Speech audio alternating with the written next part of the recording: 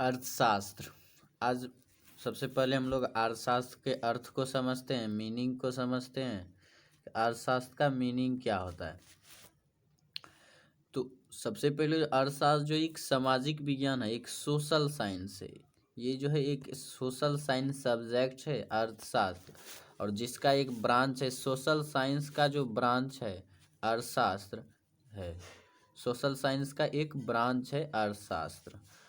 उसके बाद जो है कहा जिसके अंतर्गत वस्तु और सेवाओं के उत्पादन, वितरण, विनिमय और उपभोग का अध्ययन किया जाता है। अर्थशास्त्र जो है सामाजिक विज्ञान की वह शाखा है जिनके अंतर्गत हम वस्तुओं और सेवाओं के उत्पादन, वितरण, विनिमय, उपभोग का अध्ययन करते हैं। सबसे पहले हम जो उत्पादन समझते हैं, तो उत्पादन जो है किसी वस्तु को जन्म देना, खुद की आवश्यकता की पूर्ति के लिए जो है किसी वस्तु को जो जन्म देना होता है, तो वही जो है उत्पादन होता है। जैसे हम खेती करते हैं तो अपनी आवश्यकता की पूर्ति के लिए जो है हम खेती करते हैं, तो वो भी जो एक फसल का उत्पादन है। उसके बाद कहा जाता है जब हम किसी चीज़ का उत्पादन कर लेते हैं तो उसके बाद जो उसका वितरण आवश्यक होता है कि हम उसे किस तरह बांटें, किसको दें, किसको नहीं दें, तो ये जो है वितरण के अंतर्गत आता है। तो उसके बाद आता है विनिमय। तो विनिमय जो होता है, तो विनिमय होता है कि अब विनिमय होता है आदान प्रदान। किसी को हम देते हैं तो किसी से हम लेते हैं, तो जो उत्पादन का जो आदान प्रदान होता है, उत्पादन का जो लेन देन होता है वो विनिमय होता है। और उपभोग जो है, उपभोग जो एक क्रिया है जो हम अपनी आवश्यकता की पूर्ति के लिए करते हैं। तो हम एक स्पष्ट से समझ गए अर्थशास्त्र की परिभाषा को। अर्थशास्त्र सामाजिक विज्ञान की वह शाखा है जिसके अंतर्गत वस्तुओं और सेवाओं के उत्पादन, वितरण, विनिमय और उपभोग का अध्ययन किया जाता है। उसके बाद कहा जा रहा है एडम स्मिथ को अर्थशास्त्र का पिता कहा जाता है। एडम स्मिथ सर जो है अर्थशास्त्री थे, एडम स्मिथ, जिनको जो अर्थशास्त्र का पिता कहा जाता है। उन्होंने एक पुस्तक लिखी थी वेल्थ ऑफ नेशंस 1776 में, जिसमें दुनिया के सभी देशों के संपत्ति के बारे में बात की गई है। एडम स्मिथ स्कॉटलैंड के रहने वाले थे। एडम स्मिथ जो है स्कॉटलैंड के रहने वाले थे, और इन्होंने एक किताब लिखी थी वेल्थ ऑफ नेशंस, जिसमें जो है उन्होंने दुनिया के सभी देशों की संपत्ति के बारे में बताया है। उसके बाद देखते हैं अर्थशास्त्र के प्रकार। अर्थशास्त्र के जो प्रकार हैं वो दो प्रकार के होते हैं, एक होता है व्यष्टि अर्थशास्त्र, एक होता है समष्टि अर्थशास्त्र। ये इंग्लिश में बोले तो माइक्रो इकोनॉमिक्स, और दूसरा होता है मैक्रो इकोनॉमिक्स। माइक्रो का अर्थ होता है बहुत ही छोटा, और मैक्रो का अर्थ होता है बहुत ही बड़ा। तो सबसे पहले जो है हम अर्थशास्त्र व्यष्टि अर्थशास्त्र को समझते हैं। तो व्यष्टि अर्थशास्त्र का पिता जो है रेगनर फ्रिश को कहा जाता है। व्यष्टि अर्थशास्त्र का पिता रेगनर फ्रिश को कहा जाता है। और माइक्रो के अंतर्गत हम बहुत छोटे स्तर पर बात करें, जैसा कि हमने अभी बताया माइक्रो मीन्स होता है बहुत ही छोटा। तो यदि हम इकोनॉमिक्स की बात करें, माइक्रो इकोनॉमिक्स की बात, तो इसका अर्थ है कि जो हम जो इसमें बहुत ही छोटे स्तर पर जो है हम अर्थशास्त्र का अध्ययन करते हैं। जैसे कि हमारा व्यक्तिगत वेतन हो गया, या व्यक्तिगत खर्च हो गया, व्यक्तिगत विनिमय हो गया, तो व्यक्तिगत उत्पादन, तो ये सब जो है व्यष्टि अर्थशास्त्र के अंतर्गत आता है। क्योंकि ये बड़े स्तर पर नहीं होता, किसी भी व्यक्तिगत व्यक्ति का जो है वेतन या उसका आदान प्रदान, उसका जो उत्पादन होता है वो व्यक्तिगत जो है एक छोटे स्तर पर, एक देश की तुलना में जो वह बहुत ही छोटे स्तर पर होता है, इसीलिए जो हम इसे माइक्रो इकोनॉमिक्स कहते हैं। इस तरह से याद रखिए कि मोबाइल में जो SD कार्ड जैसे बहुत ही छोटा है, मतलब वो पहले से भी छोटा कर दिया गया है, अर्थात व्यष्टि मतलब छोटा, जैसा कि अभी हमने बताया था। अब जो है उसके बाद क्या, जब व्यष्टि अर्थशास्त्र के अंतर्गत देखिए हम छोटे स्तर पर जो व्यक्तिगत स्तर पर जो पढ़ते हैं वो है पहला प्रति व्यक्ति आय, पर कैपिटन कम। उसके बाद जो सेकंड का जा रहा है मांग एवं पूर्ति, डिमांड एंड सप्लाई। उसके बाद है राजस्व। राजस्व मतलब होता है कर, जो सरकार द्वारा जो हम पर कर लगाया जाता है या हमसे जो कर लिया जाता है, तो वो जो है राजस्व कहलाता है, रेवेन्यू। उसके बाद जो है उपयोग है यूटिलिटी, और उसके बाद है कीमत सिद्धांत, और दूसरा है मांग सिद्धांत। ये सब जो है कोई किसी वस्तु की कीमत और जो मांग है, किसी वस्तु की कीमत जो है वो हमारी इच्छा पर निर्भर करता है। तो ये व्यक्तिगत है, मांग जो व्यक्तिगत है। तो इसलिए जो ये छोटे स्तर पर अर्थशास्त्र में अध्ययन किया जाता है, इसलिए जो है ये व्यष्टि अर्थशास्त्र के सिद्धांत के अंतर्गत आता है। अब चलते हैं समष्टि अर्थशास्त्र को समझते हैं। तो समष्टि अर्थशास्त्र जो है ये जो बहुत बड़े स्तर पर होता है, और समष्टि अर्थशास्त्र का पिता जॉन कीन्स को कहा जाता है। जॉन कीन्स को कहा जाता है, यहाँ पर जो थोड़ा मिस्टेक हो गया, यहाँ पर होगा कहा जाता है। समष्टि अर्थशास्त्र का पिता जॉन कीन्स को कहा जाता है, और इसके अंतर्गत हम बहुत बड़े स्तर पर बात करते हैं। यह व्यष्टि का विपरीत है।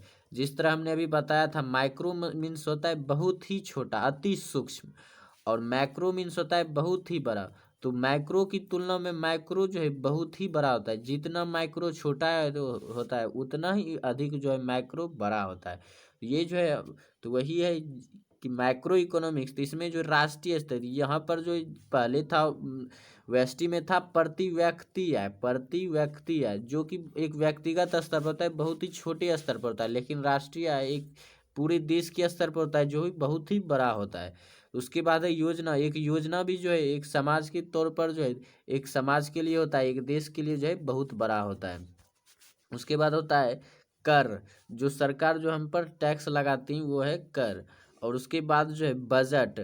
तो जो सरकार जो कर लगाती है, निश्चित जो कर लगाती है किसी भी चीज़ पर, वो जो है कर कहलाता है। और अभी जैसा कि हमने पूर्व बताया, राजस्व भी एक प्रकार का जो कर है। तो वो है व्यक्तिगत स्तर पर जो हम किसी को टैक्स के रूप में, छोटे टैक्स के रूप में जो देते हैं, वो है हमारा राजस्व कहलाता है। और कर जो है, जो सरकार जो हम पर जो लगाती है टैक्स, वो जो है कर कहलाता है। उसके बाद चलते हैं बजट, और उसके बाद है बैंकिंग। तो बजट और बैंकिंग जो ये सारी चीज़ें जो हैं, ये सब जो है हम व्यक्तिगत स्तर पर जो है नहीं करते हैं, और इसका जो अध्ययन जो है हम व्यष्टि को छोड़कर हम जो समष्टि स्तर पर करते हैं। इसलिए इसे जो है हम समष्टि अर्थशास्त्र के अंतर्गत अध्ययन करते हैं। उसके बाद चलते हैं, उसके बाद है अगर हम केवल व्यक्ति की आय के बारे में आकलन कर रहे हैं तो बहुत छोटे स्तर पर बात कर रहे हैं, और अतः माइक्रो का पार्ट होगा। और जब पूरे देश की आय, राष्ट्रीय आय का आकलन कर रहे हैं तो व्यापक स्तर पर हो गया, यह माइक्रो का भाग होगा। जैसा कि हमने बताया कि व्यक्तिगत स्तर पर जो भी हम आय की बात करेंगे वो जो है माइक्रो का पार्ट होगा, माइक्रो इकोनॉमिक्स का पार्ट होगा। और यदि हम पूरे देश की आय की बात करें तो वो जो है मैक्रो इकोनॉमिक्स के अंतर्गत आएगा। उसके बाद है अर्थव्यवस्था की संरचना। अर्थव्यवस्था की संरचना से समझने से पहले हम अर्थव्यवस्था को समझते हैं। तो अर्थव्यवस्था जो एक संरचना है, एक ढांचा है, एक ढांचा है। जैसे हम कोई प्रोजेक्ट बनाते हैं तो उसका सबसे पहले जो हमें प्रेजेंटेशन तैयार करना होता है, उसका जो हमें सबसे पहले ढांचा तैयार करना होता है कि हम क्या करेंगे, किधर से क्या होगा। तो उसी तरह जो हमें अर्थव्यवस्था भी जो एक ढांचा है, जिसके अंतर्गत सभी आर्थिक गतिविधियों का संचालन होता है। आर्थिक गतिविधि का कहने की अर्थ है गतिविधि तो क्रिया होगी, दिनचर्या होगी जो हम करते हैं, या एक समाज करता है, एक देश करता है। और आर्थिक मतलब होता है जो धन से रिलेटेड हो, जो धन से संबंधित हो, वो जो है आर्थिक गतिविधियां जो धन से संबंधित हो, उसका संचालन जो है एक ऐसे ढांचे में होता है जिसे हम अर्थव्यवस्था कहते हैं। उसके बाद है उत्पादन, उपभोग व निवेश। अर्थव्यवस्था की आधारभूत गतिविधियां हैं, मतलब जो ये जो जड़ है अर्थव्यवस्था की, जो जड़ वाली गतिविधियां, जड़ वाली क्रियाएं हैं, वो हैं उपभोग और निवेश, उत्पादन, उपभोग और निवेश। उसके बाद कहा जा रहा है अर्थव्यवस्था की संस्थाएं मनुष्यकृत होती हैं। मनुष्यकृत होता है, मनुष्यकृत मतलब मनुष्य के द्वारा तैयार किया हुआ। अर्थव्यवस्था की संस्थाएं मनुष्यकृत होती हैं, अतः इनका विकास भी मनुष्य जैसा चाहता है वैसा ही करता है। और जो है ये अर्थव्यवस्था जो मनुष्य के द्वारा बनाई गई है, इसलिए जो इसका विकास जो मनुष्य की तरह ही होता है। उसके बाद है अर्थव्यवस्था के प्रकार। अर्थव्यवस्था के प्रकार जो सबसे पहले जो अर्थव्यवस्था का प्रकार वो खुली अर्थव्यवस्था है। सबसे पहले हम खुली अर्थव्यवस्था को समझते हैं। यह जो है, इसमें जो खुली अर्थव्यवस्था कहने करता है, इसमें जो ये पूरी तरह स्वतंत्र होता है, यह जो नियंत्रण मुक्त होता है, इस पर जो सरकार का, ना ही सरकार का अधिकार होता है, इसमें जो व्यक्तिगत स्तर पर होता है। यह नियंत्रण मुक्त अर्थव्यवस्था है जो स्वतंत्रता प्रतियोगिता को प्रोत्साहित करता है। वैश्वीकरण की नीति में सभी देश मुक्त अर्थव्यवस्था को अपना रहे हैं। तो खुली अर्थव्यवस्था जो, इसमें नियंत्रण जो मुक्त होता है, इसमें किसी भी व्यक्तिगत नियंत्रण हो या सामाजिक नियंत्रण हो या राष्ट्रीय नियंत्रण हो, ये सब जो है एक दूसरे से स्वतंत्र होता है। तो इसीलिए जो इसे खुली अर्थव्यवस्था कहते हैं, क्योंकि ये पूरी तरह से स्वतंत्र होता है। अब है बंद अर्थव्यवस्था। यह एक ऐसी अर्थव्यवस्था है जो विश्व के साथ किसी प्रकार का विदेशी व्यापार की क्रिया को संपन्न नहीं करता। ये जो बंद अर्थव्यवस्था होता है, ये होता है कि जहाँ मान लीजिए हमारे देश में कोई ऐसी चीज़ है जो दूसरे देशों में नहीं है, या हमारे पास जो धन है वो दूसरे देशों के पास धन नहीं है, तो हम जो है हेल्प करने के तौर पर जो हम उस देश की मदद करते हैं और देते हैं। तो ये जो खुली अर्थव्यवस्था के अंतर्गत आता है कि हम स्वतंत्र हैं किसी भी चीज़ को देने के लिए किसी और देश को। लेकिन बंद अर्थव्यवस्था में ऐसा नहीं होता है। वो जो है एक देश के अंदर ही होता है कि हम जो है एक देश के अंदर ही व्यापार को नियंत्रित करता है, दूसरे देश के अंतर्गत नहीं। इसलिए जो ये बंद अर्थव्यवस्था कहलाता है। और इस प्रकार की आर्थिक क्रिया एक देश की सीमा के अंतर्गत होती है, और ऐसी अर्थव्यवस्था की जो पूरी प्रक्रिया एक देश के बॉर्डर के अंतर्गत ही रहती है। उसके बाद है विकसित अर्थव्यवस्था। सबसे पहले हम अब विकसित अर्थव्यवस्था को समझते हैं। तो विकसित अर्थव्यवस्था जो है, इस प्रकार की अर्थव्यवस्था आर्थिक गतिविधियों एवं विकास के एक बेहतर स्तर का प्रतिनिधित्व करती हैं। इस प्रकार अर्थव्यवस्था में किसी भी सीमा या मापदंड का निर्धारण करना कठिन है। इस प्रकार की अर्थव्यवस्था के देशों में यूएसए और जापान जैसे देश आते हैं, जिनकी नागरिक की प्रति व्यक्ति आय उच्च और बेहतर जीवन के आधार पर विकसित देश कहा जाता है। इसमें जो विकसित अर्थव्यवस्था हम किसी को जो कह सकते हैं, वो जो हम किसी व्यक्ति के जो प्रति व्यक्ति आय है, किसी भी देश का जो आय है प्रति व्यक्ति है, उसके उच्च या नीच को देखकर कहते हैं कि वो देश जो है विकसित कर रहा है या विकसित हो चुका है। जैसे कि यूएसए, अमेरिका जो है, वहाँ की जो हर लोगों की जो प्रति व्यक्ति आय है वो बहुत ही अधिक है, उच्च है। इसलिए जो अमेरिका और जापान जैसे देश को जो विकसित अर्थव्यवस्था वाले देश माना जाता है। और इसमें जो किसी भी अर्थव्यवस्था के जो सीमा जो है, हम जो लिमिट किसी अर्थव्यवस्था का निर्धारण करते हैं, उसका जो करना होता है ऐसे देशों का, जैसे अमेरिका हो गया, जापान हो गया, बहुत ही कठिन होता है। अब विकासशील अर्थव्यवस्था। इस प्रकार का अर्थव्यवस्था में ऐसे देश आते हैं जो अत्यंत पिछड़ी व्यवस्था से उच्च विकास की ओर प्रयासरत हैं, जैसे भारत। विकासशील अर्थव्यवस्था, विकासशील का अर्थ ये जो विकास कर रहा है, विकासशील का अर्थ होता है जो विकास कर रहा है, अर्थात विकास जो अभी तक विकास पूरी तरह से विकास नहीं किया, मतलब वो विकास कर रहा है। जैसे भारत देश है हमारा, तो ये जो है अभी विकास कर रहा है, ये जो पूरी तरह विकसित देश नहीं बना है। तो ऐसे देश में जो है, ऐसे जो है विकासशील अर्थव्यवस्था जो है विकसित देशों की तुलना में जो है, जो विकसित देशों की तुलना में ये विकास कर रहा होता है, बेहतर प्रदर्शन कर रहा होता है। उसके बाद है पूंजीवादी अर्थव्यवस्था। इस प्रकार की अर्थव्यवस्था बाजार की शक्तियों अर्थात मांग और आपूर्ति के सिद्धांतों के अंतर्गत स्वतंत्र रूप से कार्य करते, इसे बाजार अर्थव्यवस्था के नाम से भी जाना जाता है। पूंजीवादी अर्थव्यवस्था को जब बाजार अर्थव्यवस्था के नाम से भी जाना जाता है। और पूंजीवादी अर्थव्यवस्था में जो है बाजार की शक्ति मांग और आपूर्ति के सिद्धांतों के अंतर्गत को स्वतंत्र रखा जाता है।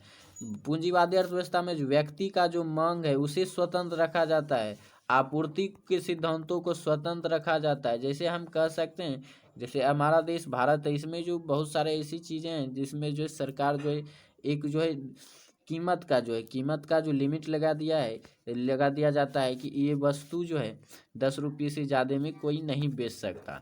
तो ये जो एक सीमा चली जाती है किसी भी एक अर्थव्यवस्था की, तो ये जो है, ये जो नियंत्रण हो जाता है, ये जो हम बांध देते हैं किसी की, ये जो है 10 रुपये के इर्द गिर्द ही वह बेच सकता है, इससे अधिक नहीं ले सकता।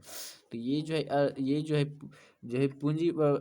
पूंजीवादी अर्थव्यवस्था के अंतर्गत नहीं आते। पूंजीवादी अर्थव्यवस्था के कहने का अर्थ है इसमें ये स्वतंत्र होता है, हम किसी वस्तु का कीमत कितना भी रख सकते हैं और उसे हम कितना भी अधिक रुपये में बेच सकते हैं, हम चाहे जितने में बच सकते हैं। तो हम जो है मांग और आपूर्ति से जो है स्वतंत्र होते हैं इसे अर्थव्यवस्था में, जिसे हम पूंजीवादी अर्थव्यवस्था कहते हैं। उसके बाद कहा जा रहा है कि समाजवादी अर्थव्यवस्था। समाजवादी अर्थव्यवस्था इस प्रकार की अर्थव्यवस्था कार्ल मार्क्स के सिद्धांतों पर आधारित व्यवस्था का प्रतिपादन करता है। इसके अंतर्गत उत्पादन के समस्त साधनों पर राज्य और समुदाय का नियंत्रण रहता है। और समाजवादी अर्थव्यवस्था का कहने का अर्थ है इसमें जो भी वस्तु का उत्पादन होता है इस अर्थव्यवस्था में, इसमें जो राज्य और या किसी समूह का, किसी राज्य या किसी समूह का जो नियंत्रण होता है वही उसी का निर्धारण करेगा कि जो वस्तु उत्पादन की गई है उसका वितरण कैसे किया जाए, उसका विनिमय कैसे किया जाए। तो ऐसी अर्थव्यवस्था जो समाजवादी अर्थव्यवस्था कहलाती है, जिस पर जो एक समाज और राज्य का अधिकार होता है, व्यक्तिगत नहीं।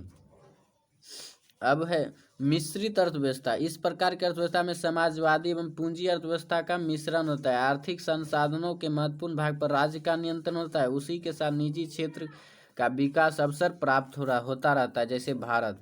और मिश्रित अर्थव्यवस्था का कहने का अर्थ है जिसमें कुछ वस्तुओं पर जो है सरकार का भी अधिकार होता है, राज्य का भी होता है और व्यक्तिगत अधिकार भी होता है, दोनों अर्थव्यवस्था होता है, मतलब मिला हुआ होता है। समाजवादी अर्थव्यवस्था और पूंजीवादी अर्थव्यवस्था दोनों का मिश्रण होता है। तो ऐसे अर्थव्यवस्था को मिश्रित अर्थव्यवस्था कहते हैं, जैसे कि हमारा देश भारत।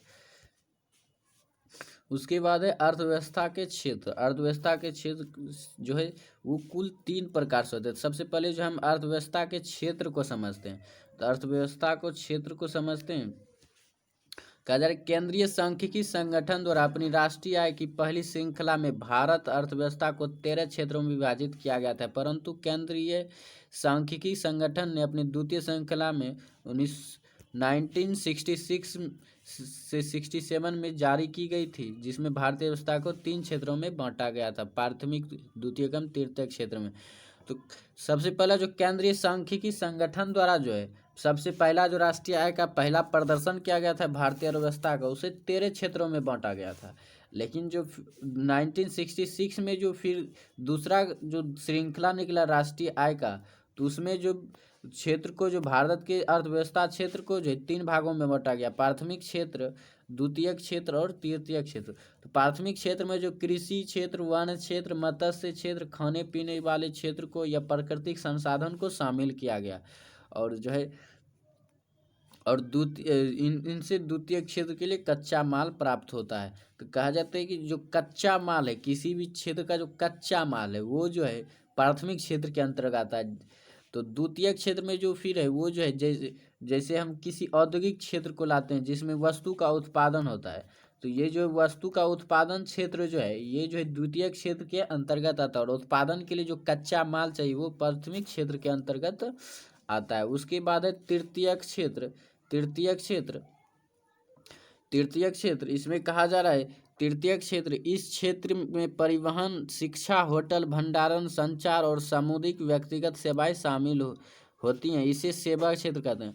और तृतीय क्षेत्र में जो सेवा क्षेत्र होता है जिसमें जो जनता की सेवा किया जाता है या समाज का सेवा किया जाता है, जिसमें सेवा क्षेत्र आते हैं, यह सेवा क्षेत्र कहते हैं तृतीय क्षेत्र को। जैसे कि शिक्षा हो गया, ये जो है हमारी सेवा करते हैं, ज्ञान बढ़ाते हैं। होटल जैसे ये भी हमारी मदद करते हैं, भंडारण भी हमारी मदद करते हैं, संचार व्यवस्था हो गया, सामाजिक एवं व्यक्तिगत सेवाएं।